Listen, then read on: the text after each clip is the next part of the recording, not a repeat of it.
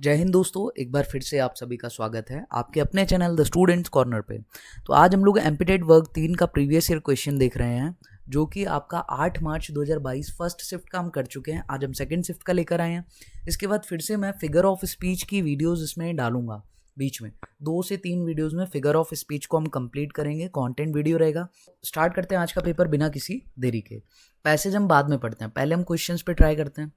What type of figure of speech used in watered it in fears? Second question, which of the following is the most suitable title for the given poem? Which of the following does not denote the rhyming used in the given poem? Friend, end, stall, pole, foy, grow, bright, wield. आगे चलते हैं। What does the word wrath mean in the given poem? wrath word का जो मतलब होता है वो आपका होता है बहुत भयंकर क्रोध, क्रोधित बहुत ज़्यादा हो जाते हैं तो हम बोलते हैं wrath। तो in indirect way of expressing something, किसी चीज को एक्सप्रेस करने का एक इनडायरेक्ट तरीका। अटर और proclaim insistently and noisily a feeling of deep regret, regret नहीं सर, क्रोध है यहाँ पर। एक्सट्रीम एंगर, तो सर डी वाला जो ऑप्शन है वो आपका राइट आंसर होगा। Which of the following is nearest in meaning to the word wrath? Wrath का मतलब आप अभी देख के आए, एक्सट्रीम एंगर, ठीक है, मतलब क्रोध की अवस्था। नियरेस्ट मीनिंग यानी एक टाइप से आप कह सकते हैं कि सिनोनिम क्या होगा, रैथ। तो सर ये रैथ का मतलब तो ये होता है जब कोई मर जाता है ना तो उसके थोड़ी देर पहले या बाद में जो कोई उसकी आत्मा दिखाई देती है, सर उसको हम बोलते हैं। ये वो रैथ नहीं है, इसमें बीच में आई लगा हुआ है। रेज का जो मतलब होता है सर वो होता है क्रोध। आपसे वही पूछा था कि जो उसकी जगह हम यूज कर सकते हैं उससे सिमिलर हो, तो ऑप्शन नंबर बी यहाँ पर आपका राइट आंसर। अगला क्वेश्चन देख लेते हैं। What does the word wheeled mean in the given poem? इसका जो मतलब होता है ना सर, वो एक होता है जब कोई चीज हमें क्लियर नहीं दिखाई दे, या हिंदी में बात करें तो सर अप्रत्यक्ष हो, उसको हम कहते हैं सर व्हील्ड। तो समथिंग दैट इज फॉगी और अनक्लियर, ये इसके साथ मैच कर रहा है, ठीक है, इसका ये मीनिंग है। आगे चलते हैं sir, last question. My Foy out stretch beneath the tree, which part of speech is the word Foy? Sir Foy जो होता है उसका मतलब सर होता है आपका दुश्मन, ये होती है आपकी नाउन। तो जो फॉय वर्ड है वो क्या है सर आपका, that is a noun. So option number C आपका राइट आंसर है। तो ये हो चुका है हमारा, यहाँ पर हमारे दोनों क्वेश्चंस ऑलरेडी हो चुके हैं, यहाँ पर भी सर आपके दोनों क्वेश्चंस ऑलरेडी हो चुके हैं। अब आपको सर यहाँ पर 2 क्वेश्चन सिर्फ यही देखने हैं, ठीक है, तो ये आप मिल जाए तो समय वेस्ट मत कीजिएगा। I was angry with my friend, मैं अपने दोस्त से क्रोधित था। I told my wrath did end, मैंने अपना क्रोध बताया तो मेरा क्रोध खत्म हो गया। आई was angry with my Foy, मैं अपने दुश्मन पे क्रोधित था। आई टोल्ड इट नॉट, मैंने वो क्रोध नहीं बताया। माई रैथ डिड ग्रो, तो मेरा जो क्रोध था वो और बढ़ गया। Now I watered it in fears, क्रोध में सर इसको वाटर्ड मतलब पानी दिया, सींचा। जैसे आप पेड़ पौधे को पानी देते हो ना तो वो बड़ा होता है, ऐसे ही आपने क्या किया, पानी दिया, ठीक है। तो ये वर्ड वहां आया है, and I watered it in fears, मैंने क्रोध को पानी दिया। तो कोई पौधा तो है नहीं जो पानी देगा, बट ये क्या है कि इमेजिन कर रहा है, ठीक है, इमेजिनेशन में बता रहा है, कोई चीज उसके जैसी बता रहा है। तो यहां पर आप आएंगे तो फिगर ऑफ स्पीच में देखेंगे तो सर ये मेटाफॉर कहलाता है आपका। क्या कहता है सर? मेटाफॉर कहलाता है। जब किसी चीज को इमेजिन कर लेते हैं, वो होती नहीं है बट आप उसके जैसा बताने की कोशिश करते हैं। आपने पानी पौधे को नहीं दिया बट आप बता रहे हैं, ठीक है, इमेजिन कर रहे हैं कि वो एक पौधा है, क्रोध जो है वो एक पौधा है। तो ऑप्शन नंबर डी आपका राइट आंसर है। Night and morning with my tears, तो सर सुबह और शाम मैंने क्या किया, अपने आंसुओं से उसको सींचा, मीन्स उसको पानी दिया और बढ़ाया। And I sunned it with smiles and with soft deceitful wiles. Wiles means होता है प्लान बनाते हैं ना, षड्यंत्र टाइप का। आपने क्या किया, सॉफ्ट से षड्यंत्र रचे। And it grew both day and night, और सर वो दिन और रात बढ़ता गया। सर एक ही क्वेश्चन जो था वो बचा था। Which of the following is the most suitable title? तो the disaster of a night, सिर्फ एक रात की बात तो है नहीं इसमें। अनहैप्पीनेस ऑफ द रिच इंसान भी नाखुश है, ये भी कोई जिक्र नहीं है। एंगर मैनेजमेंट, ये हो सकता है लेकिन अ पॉइजन ट्री ज्यादा बेस्ट है, क्योंकि उसने क्रोध को जो तुलना करी है वो एक पौधे से, एक पेड़ से करके बताई है, जो दिन रात किस तरीके से उसने पानी दिया क्रोध को और वो बढ़ता चला गया, ठीक है। तो ये डी वाला ऑप्शन जो है वो आपका सबसे बेस्ट आंसर है। यहाँ देखो एक क्वेश्चन था, मैंने आपको बोला था और अच्छे समझ आएगा। फ्रेंड एंड, बिल्कुल सर, फ्रेंड एंड, ठीक है। फॉय ग्रो, ये भी यूज हुआ है, ठीक है, तो ये दोनों आप देख पा रहे हैं, दोनों यूज हुए हैं यहाँ पर आपके। और सर स्टॉल पोल, सर स्टॉल पोल, लेकिन ये व्हील्ड सर कहीं पर यूज नहीं हुआ है। तो मैंने पहले भी आपको बता दिया था, बट इससे और चीज कंफर्म हो गई कि ये वाला आपका ऑप्शन सही है, ये कहीं इसमें नहीं आया है, राइमिंग यूज नहीं हुई है। आगे चलते हैं सर, ये पैसेज हो चुका है। अगला पैसेज पढ़ने से पहले सर हम क्वेश्चंस को डील करते हैं। Which of the following emotions played a role in changing Ravan's opinion as per the information given in the passage? हालांकि सभी को पता है कि सर उसका जो ईगो था वो उसको ले डूबा था, बट फिर भी जब हम क्योंकि पैसेज के अकॉर्डिंग बोला तो हम इसको पैसेज पढ़कर ही करेंगे। Which of the following can be inferred from the passage? आगे बढ़ते हैं। Who was Marich as per the information given in the passage? Sir Ravan का सिस्टर, रावण की बहन थी, रावण का भाई था, या रावण का एडवाइजर था? इन तीनों में से कुछ नहीं था सर वो, ठीक है। तो none of the given options आएगा, क्योंकि देखो पैसेज में गलत तो बताएंगे नहीं वो रामायण के बारे में, तो आपका ऑप्शन नंबर डी जो है वो राइट आंसर है। Which of the following is not correct here according to the given passage? तो पैसेज के हिसाब से सर क्या सही नहीं है, तो सर आगे चल के बाद में देखेंगे जब हम पैसेज पढ़ लेंगे। सी wobbled along to find someone to inquire about the reason. Which of the following is nearest in meaning to the word inquire? सर इंक्वायर का मतलब होता है किसी चीज के बारे में सर जानकारी प्राप्त करना, है ना, जानकारी लगाना। तो इसका सिमिलर क्या हो सकता है? इग्नोर मीन्स तो आपका हो ही नहीं सकता, रिस्पॉन्ड ये भी नहीं हो सकता, निग्लेक्ट ये भी नहीं हो सकता, एग्जामाइन, एग्जामाइन का मतलब भी वही होता है जो इंक्वायर का। सो option number D here is the right answer. Ram is being crowned tomorrow, which part of speech is the word tomorrow? Sir tomorrow किसके आगे पीछे आया? क्राउंड के। ये क्राउंड जो है, ठीक है, राज्याभिषेक होना, तो ये वर्ब है, और वर्ब के आगे पीछे कोई चीज आई, सर टुमारो आया।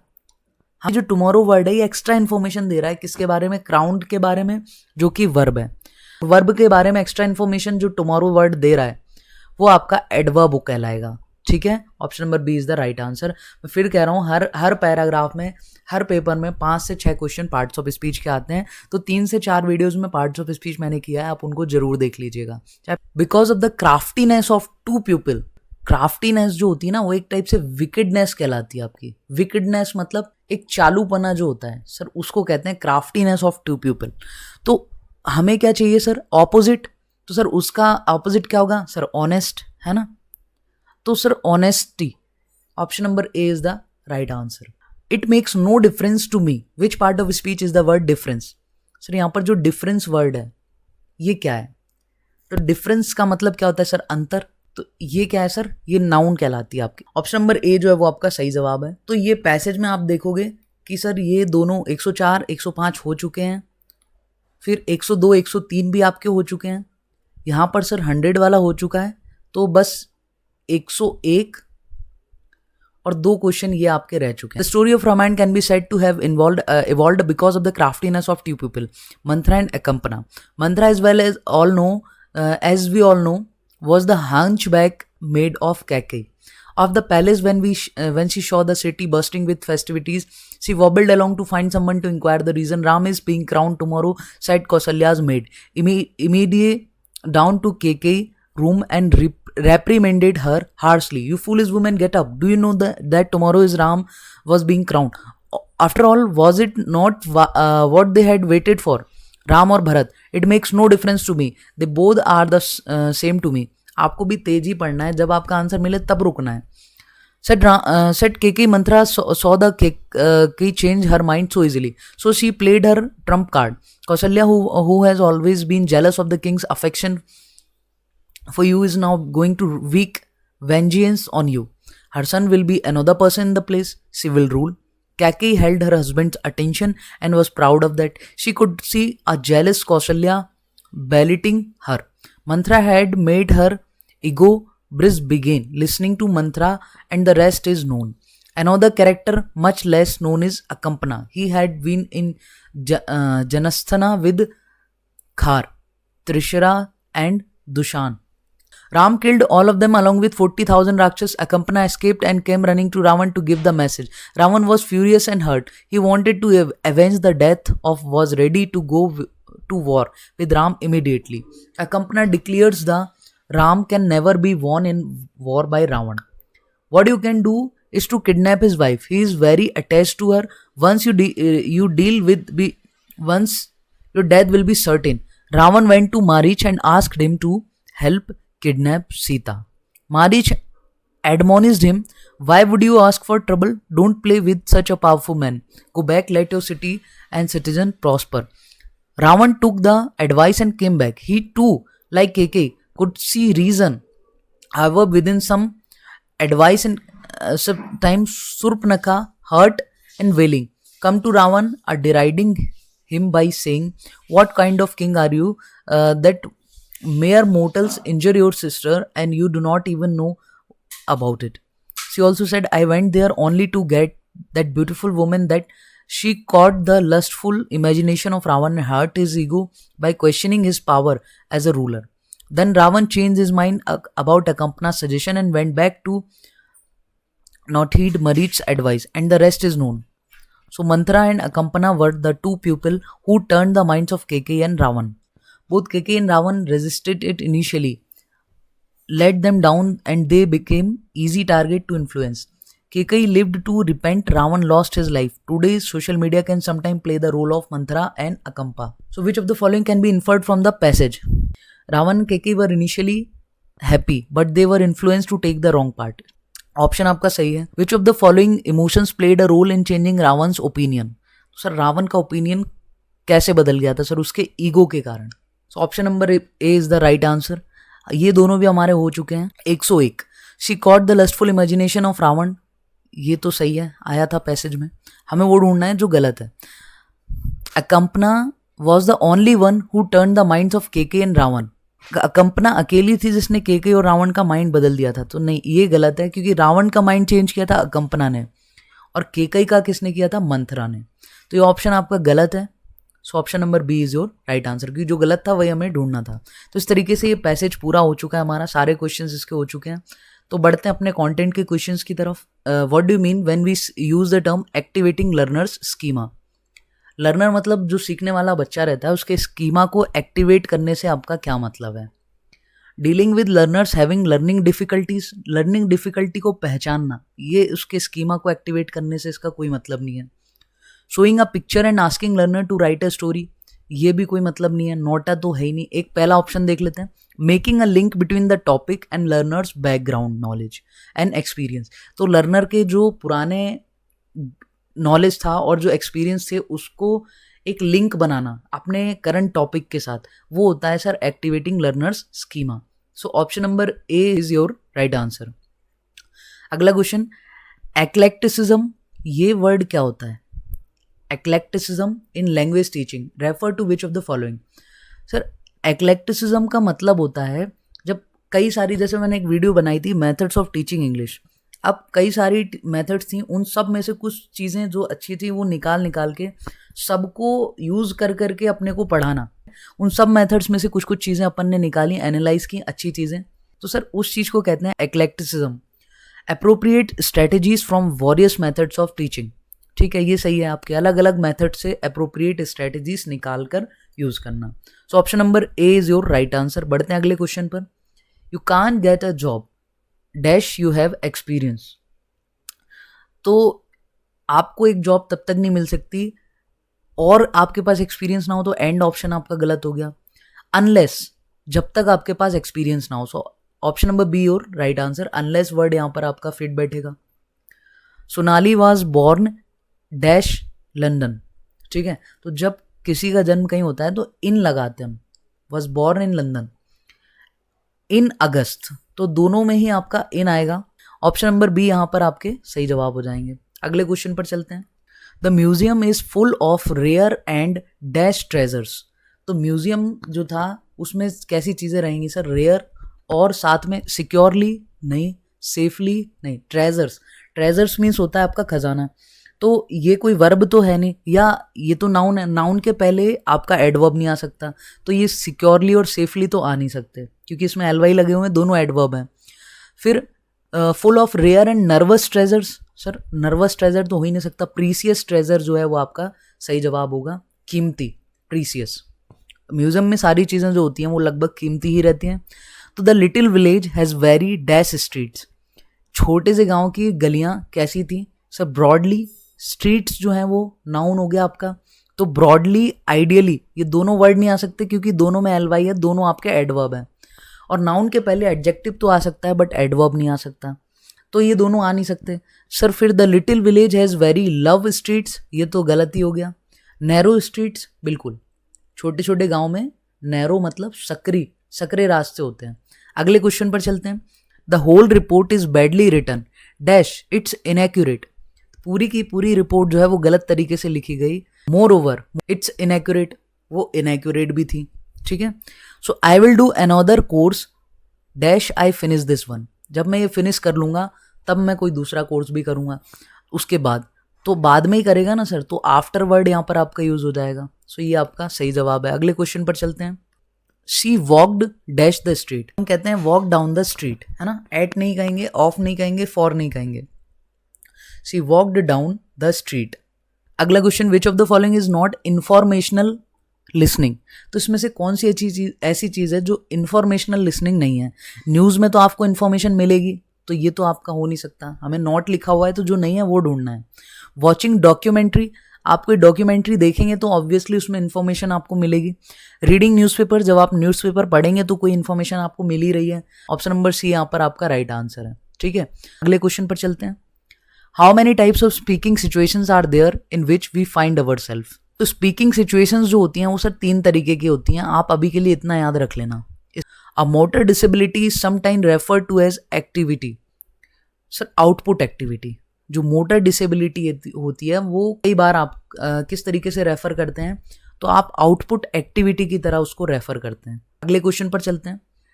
The phonetic aspect of English, मैंने फोनेटिक्स की बात करी थी तो आपसे बोला था स्पीच और साउंड पर, यानी बोलने पर और ध्वनि पर। अब आप ऑप्शन ढूंढो, तो सर स्पेलिंग्स एंड प्रोनाउंसिएशन, तो जो बोलना है सर साउंड है वो पूरी तरीके से आपका प्रोनाउंसिएशन पर डिपेंड करता है। सो ऑप्शन नंबर ए और right answer.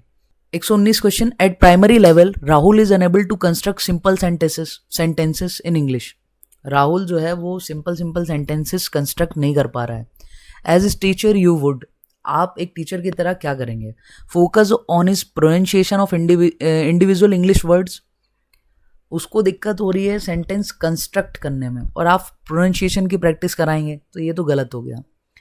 Ignore the challenges faced by him, जो चैलेंज वो फेस कर रहा है आप उसको इग्नोर कर देंगे, तो ये तो कर ही नहीं सकते एज अ टीचर। आप बच्चे को किसी चीज़ में दिक्कत है तो आप उसको इग्नोर करके आगे बढ़ जाएंगे, ये कोई सही तरीका है ही नहीं।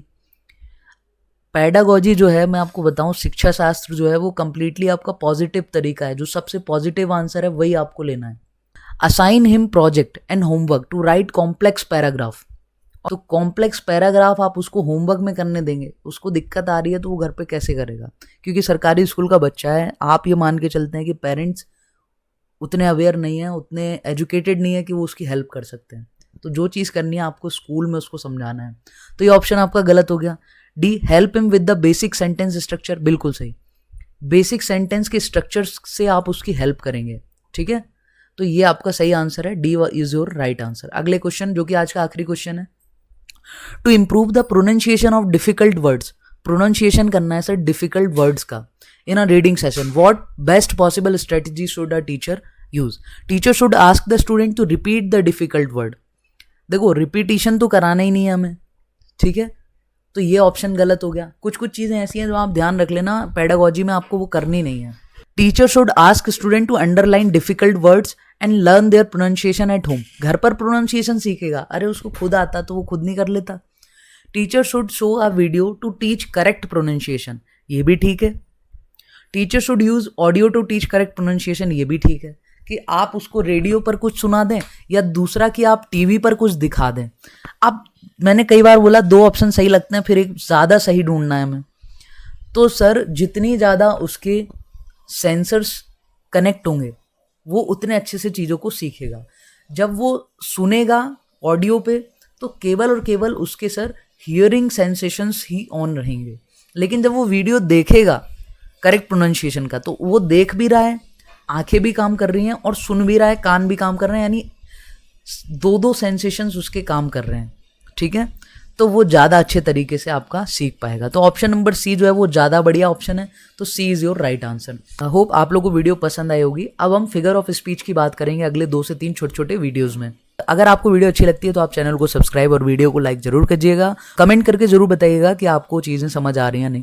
तो चलते हैं अगली वीडियो पे, तब तक के लिए जय हिंद, जय Bharat and wish you all the very best.